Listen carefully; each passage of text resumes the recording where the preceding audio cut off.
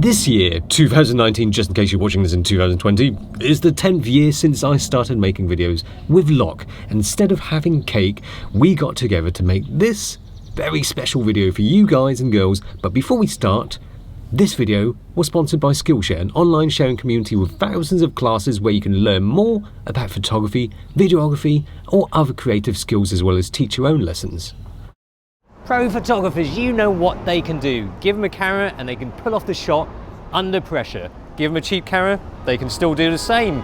But Instagrammers are who we look up to now. No, not this kind, the one obsessed with their own image, but the serious photographers, the social media stars with a sizable following because of their passion for images. And in this vid, we have 6 Street Under, aka Craig Whitehead, who has amassed a healthy load of followers on the Insta with over 180k peeps at the time of recording's VO, who appreciate the unique visuals he creates on the street. And in this vid, we're going to have a sneak peek into how he creates those photos for Insta. Now, I mean, before it was about, just taking phones, selfies with your phone, posting it to Instagram, but now it's about having good gear, the skills, good shots, but the question is, how much of that is gear, how much of that is skill, because we've got a little challenge for you today, Mr. 6 Street Under. There we are. Feast your eyes on this beauty. The technology within their L-lens coloured bodies, perhaps light years away from the camera tech we see these days. It is the complete photographic package for a 4-year-old. Yeah. Yeah, that one. Let's have a little look at. I'll have a little look at what he usually shoots with. This is an M10 or 35 Summicron. I mean, the workhorse for me is the Fuji. That's what I'm kind of known for. This is a recent addition. Look at the plastic. That has been used a lot. That's shiny. That's so shiny. You polish that off. It's been dropped a couple of times. I bet this wasn't grey before, was it? It's just a tool, isn't it, at the end of the day? The bit about the gear that matters the most is that you know what it can do. You know how it's going to react if you point it at this or that. You can react quick enough with that. It doesn't really matter what it can do as long as you know the functions. And this is 24 megapixels. This is 24 megapixels. That's enough, right? In fact, that's too much. So what we've done is just stripped it down. That's 2 megapixels. No cropping. Sweet. I'm sure you don't crop much anyway, but look, this is overkill. This is what you need today. Yeah, I mean, the main thing with this is just finding out how's it going to react in different light, what kind of shutter speed are we getting out of this, what's the focal length. If you haven't gathered 6 Street Under, street photographer, it's all about stealthiness. That's why Leica, that's why Fujifilm. There we are. I can't imagine anyone's going to pay attention to this. Like, you could walk into any private space, no one's going to take any. Let's see what it looks like when it's put up to your face. There's no view. Oh yeah, there's no viewfinder. When I bought this, it came with 4 batteries, and they're corroded because it's been in the store for so long. And I bought it at half price. It was originally £60. £30. £60 for that. £30. Seems like a great deal. That is cheap. We could almost call this a cheap Karen challenge, but this would be a bit too close to something else that we've done before, Locke. So let's just call it a toy Karen challenge. Fully waterproof as well. What? I mean, waterproof as in you can spit on it, not like dive with it. I was going to say, there's lots of fountains around. We could try something out with that. Yeah. Yeah, that doesn't seem like it's going to hold up to. If you get really annoyed by it, you can, urinate all over it, and it'll be fine. You can still continue taking shots, although you'll just have a Karen that smells a bit of urine. That'll definitely keep people away from you, though. It's got some games built in, isn't it? Yeah, it's got. It really does a shitty job with the photos. You can just sit down somewhere and play some games. Logo and everything. What? What is this? Okay, dump your PS4, don't bother waiting for the PS5, because there's this. It kind of fuses Nintendo Switch with Commodore 64 quality shit. If we see Craig playing with the games, it's probably because he can't take using the camera anymore.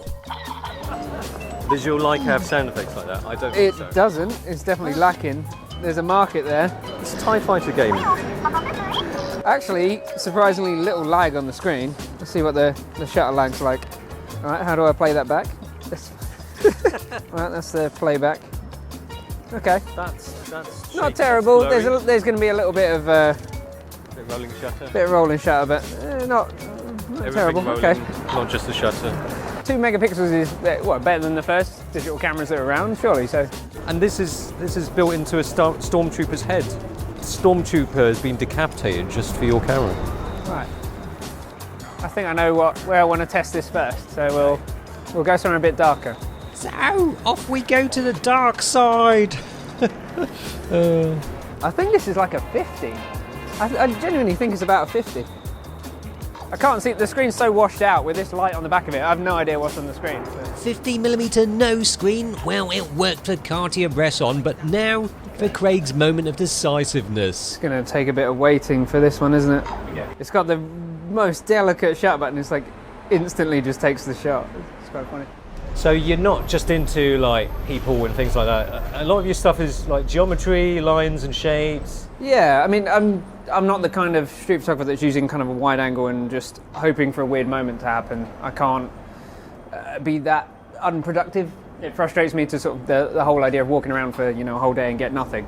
I'm kind of building the image a lot more of the time. Ooh, there's some delay there, isn't there? I'd like to kind of build the image, but I'm totally open to whatever's going to happen on the street that day. So I will kind of in between building these frames and getting shots, just maybe something completely random happens and I catch that as well. Yeah, getting the timing on this is going to be tricky. It's coping with the light, no problem. It's the focal length's great delay for it, but there's some serious lag. I'll take that. Okay. I'm not going to get another suited guy like that with any kind of delay. Way too A late. lot of the time, do you spend just time waiting for shots to happen? Yeah. Or does there come a point where it's like, okay, 2 hours, let's forget it? I tend to not kind of wait more than maybe half an hour for something. And if it's something that's on, especially if it's local to me, if it's something that I can just come back to the next day, I might only do 5 minutes and think, I'll put this on my route and just go to those spots for, say, 5 minutes at a time every day until I get something. I want to know how long you were waiting for that naked lady to pass. Full on naked. This shot. Pure luck. It was 10 minutes there, just getting people passing, silhouettes, that kind of thing, and then I looked to my left and there she was. No naked ladies here, so it's good a time if any to head off. And Craig is starting to warm to the trooper cam. It's very ergonomic. It's easy to hold. It's light. It's very rubby grip. It's not that bad. Ergonomics. It could be better than Leica. To be honest, It's got better grip. I could carry this all day. You don't need to worry about strap. It's so light. But what it is, I'm actually kind of surprised. It's not that bad. But we haven't seen the images. Exactly. That's a pulled small out of this. screen. They look good on here, but this screen is like 640. So The screen is Yeah. what seriously technical reviewers like DP Review might describe as having fucking shit resolution. It's small and not very detailed. It gives you a very rough idea of what you're going to get or what you've just got. Okay, so where are you taking us now? This is like your streets. You come here to take photos quite often. You know the spots, right? not kind of in this location, I guess. Not that much. This isn't an area I walk all that often. Right. Every now and then, but it's something with all the brutalist architecture that you've got nice clean lines. It's really graphical. So I was assuming something pretty low resolution is going to work better to just keep the scenes nice and simple. Do you like tourists? I kind of like tourist hotspots, that's for sure, like Trafalgar Square and Times Square and stuff, places like that, because you've got so much activity and people are doing really weird things. You catch people off guard a lot, and yeah. Don't know. Don't even know if it's on now. Is it on? Is it off? Is it on? Is it off? Hard to tell, but the action's definitely on for Craig. I think the shot here would be waiting for him to come back up, and it's just his eyes framed up underneath the bars as he kind of realises you're there waiting, but just don't know how long he's going to be down there for. FYI, it wasn't Spider-Man, just some construction worker. You just have to kind of think ahead with what elements you've got to work with, what's going to be the more interesting kind of moment. So things like that, if I was shooting normally, I probably would hang around for it, and just he's not going to be there forever. You're always looking out to pre-visualise the shot. You expect something to happen, or It's the mistake a lot of people kind of new to street make, is they see those really crazy, unexpected moments. They think, wow, how did that person ever react in time to catch that. Well, they probably didn't. They saw 2 or 3 things happening, and either they've seen a similar situation before, or they just imagined this is how the scene is going to play out, and then when it did, they were ready. Yeah. People are predictable. They repeat themselves all the time. The amount of times I've seen someone do something once, missed it, and then raise the camera up knowing that they're going to do it again. With that in mind, Craig takes us to somewhere where there are predictably more things going on. It's a really easy silhouette spot there, but I don't know if I'll even get the timing for it. It's not always about seeing a subject there for Craig. He spotted some nice light, potential for bold shadows and silhouettes. Now all he has to hope for is the camera to play ball. I think the battery's dead. Ah, bugger. Is that it? There's like 30 shots, 40 shots out of the batteries. That's why it's half price. We're going to spend £30 on batteries today. Oh, and you have to set up the time and date again every time the batteries die. And after setting that up, it's time to give it another go.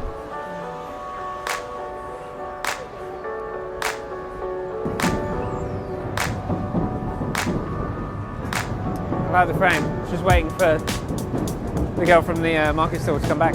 Waiting for the shot, of course, not to get some sourdough bread. It's very patient. He knows that potentially something can happen here and there'll be a winning shot. He's just going to hang here.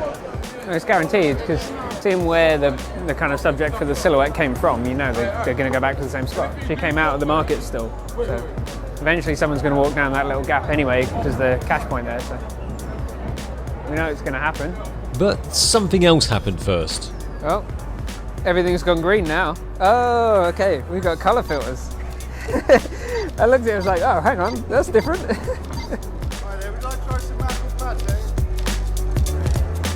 Yeah, I think I've got one from here. I think we can move on. I mean, with this, there's only so much better a different subject's going to make the shot. You're halfway there. Starting to regret the gear, Craig? I found the quick playback.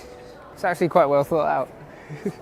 You just press up and you can review the shot straight away and half press to go back. Camera industry, take note. So how are you finding the camera so far? I don't hate it. Like, I've got no problem with it, to be honest. You're just saying it's really easy to use the playback? Yeah, if you just want to just check if you actually got the timing right, because the delay is insane.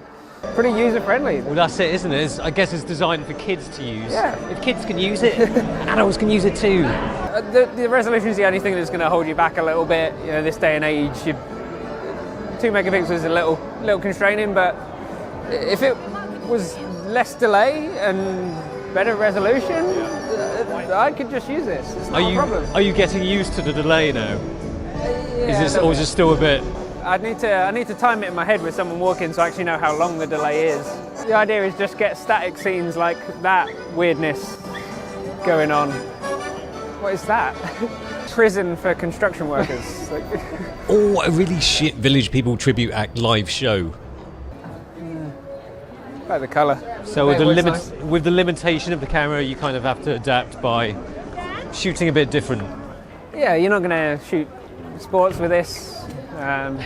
You're not getting a high frame rate, but yeah, it doesn't feel any different than manual focus on like a film camera. You just slow down and deal with it. You do workshops. You do street photography workshops. Yeah. Now, if somebody asks you, okay, what cameras shall I get? What would you recommend, or how would you recommend they go about it? The more important thing is the focal length. Any camera you buy now, regardless of resolution and all that kind of thing, to a point, is good. They're all going to do the job. It doesn't really, especially for street, more than anything. Like if you're a sport photographer or doing portraits or other types of photography, maybe there's some other things to consider. But for street, anything, it really doesn't matter. Primes or zooms? I normally carry around a couple of different focal lengths though, but I do prefer primes. Size and weight is part of it. I mean, if I carried around a zoom, I'd probably find that I was always using about 50, ignoring the rest of the focal range and just carrying around a heavier lens for nothing. So I think people get bogged down in the gear stuff, like looking at everyone's reviews and this and that, and they forget to just look at the shots that they really like. I thought you were going to say don't look at the reviews. I was going to say hold on. I've got a living here. I did it. I've watched you for years, but the thing that Stop watching. always That's it. always mattered in the end was looking back at the work you admire and that kind of framing and seeing like, oh, they shot with a 35. Okay, that's how I want to work. I'll go with the 35. Are you finding that people aren't really caring too much when you're using this camera? I mean, people are in their own world anyway. They don't normally notice anything you're doing, especially with this. They're probably just thinking, who's that weirdo? Yeah, why is he Crazy man. walking around taking photos with the toy? I really want to bring it up to my eye. This is the problem. Like, I want to cut out the light and see what I'm getting, but... Koh Samui, they've got a lovely beach.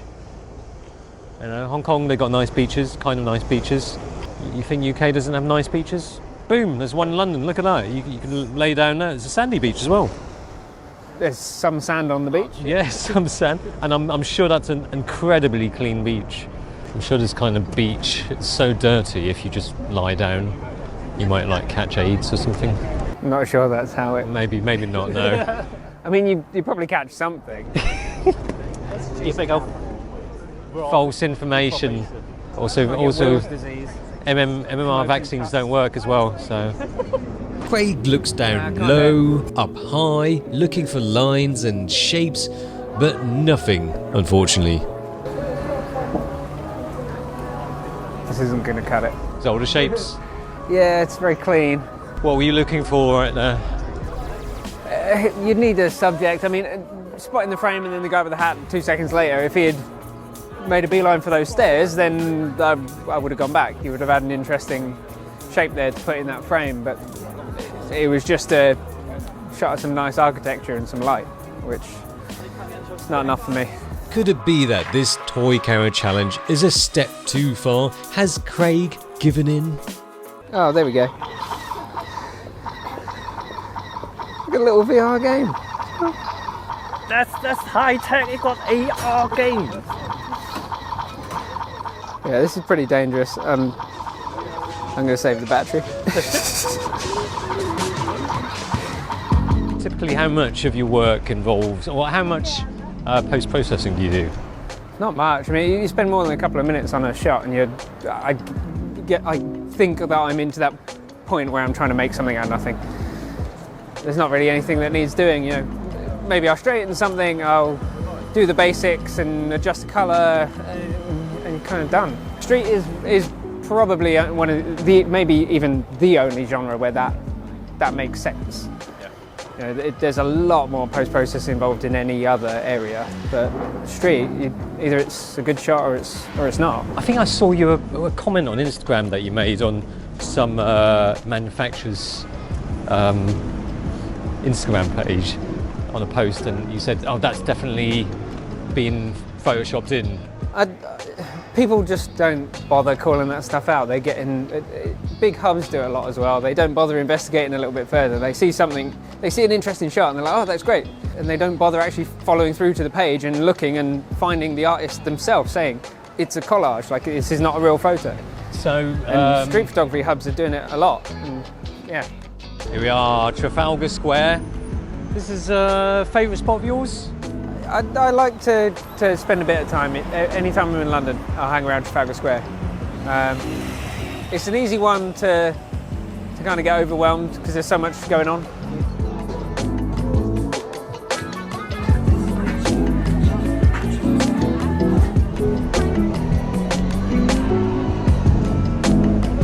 One thing is that Craig spends quite a bit of time when he arrives at a scene like this, just kind of weighing it up and seeing where potentially the good shots are. It's not just all about boom, take a shot, boom, boom, straight in there, straight in there. That's a sign of somebody with a good eye.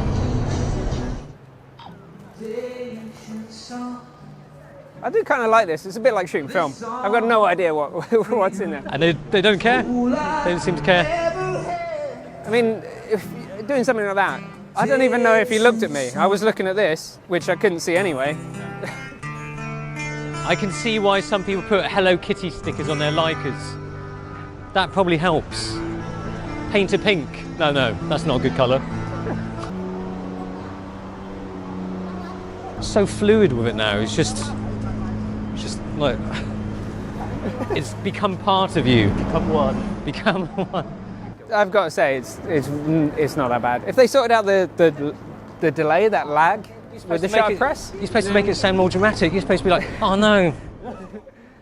I mean, we haven't seen the results yet. Yeah, exactly. It might all be terrible, but yeah. We couldn't afford to fly you to Hong Kong. Low budget. Brought you back.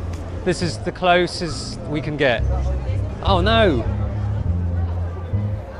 That's not every day.